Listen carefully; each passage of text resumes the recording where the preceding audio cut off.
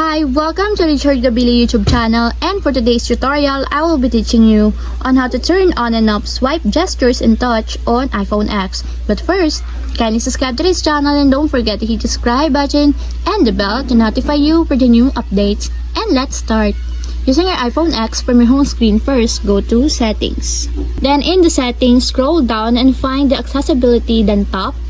Then in the accessibility, scroll down again and go to physical and motor section and then tap the touch. Then in this part in the touch, scroll down and then find and tap the touch accommodations. Then in the touch accommodations, scroll down and then find the swipe gestures, then tap.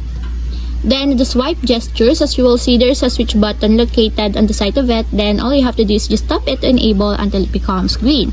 When the swipe gestures is enabled, to perform swipe gestures without waiting for the specified duration. And if you want to disable or turn off, just tap again the switch button, just like this. And that's what we have successfully turned on and off swipe gestures and touch on iPhone X. If you have a question, can you comment down below, and don't forget to hit the subscribe button and the bell to notify you for the new updates. And thank you for watching!